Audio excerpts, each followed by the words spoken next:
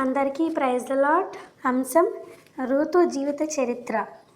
దేశంలో కరువు కలుగగా నయోమి తన భర్త అయిన ఎలీమెలెకు వారి ఇద్దరు కుమారులు మోయాబు దేశమునకు వెళ్ళెను.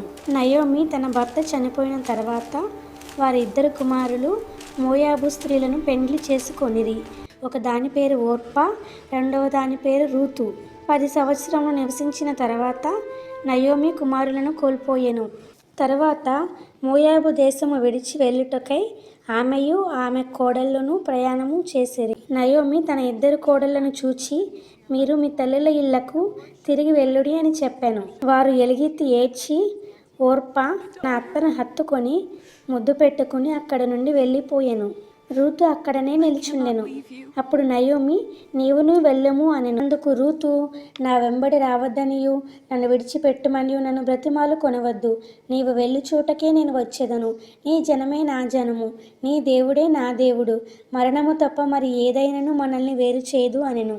తనతో కూడా వచ్చుటకు ఆమెకు మనసు కుదిరినదని నయోమి తెలుసుకొనెను. నయోమి రూతు మరలా బెత్లెహేమును తిరిగి వచ్చిరి. అప్పుడు రూతు, నేను పొలములోనికి పోయి పరిగె వేరుకుందునని నయోమితో చెప్పగా, ఆమె నా కుమారి పొమ్మెనెను. కాబట్టి ఆమె వెళ్ళి కోయివారి వెనుక పొలములో పరిగె ఏరుకొనెను. బోయజు ఆస్తిపరుడు తన పొలములో నుండి ఆమెను గమనిస్తూ ఉండెను. బోయజు రూతు దగ్గరికి వెళ్ళి, నా కుమారి, నా మాట వినుము. దీనిని విడిచిపెట్టవద్దు, దీనిని విడిచిపోవద్దు.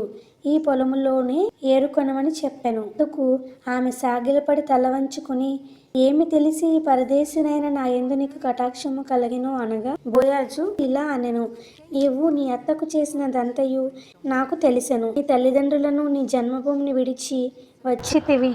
యెహోవా నీవు చేసిన దానికి సంపూర్ణమైన బహుమానం ఇచ్చును అని చెప్పెను. అలా కొన్ని నెలల తర్వాత రూతు బోయజుకు ఓబేదును కనెను. నయోమి ఆ బిడ్డను తీసుకుని తన కౌగిటిలో ఉంచుకొని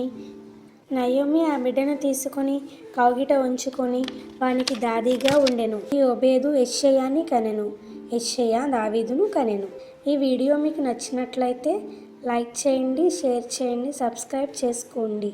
నెక్స్ట్ వీడియోలో యోనా గురించి వివరించుకుందాం.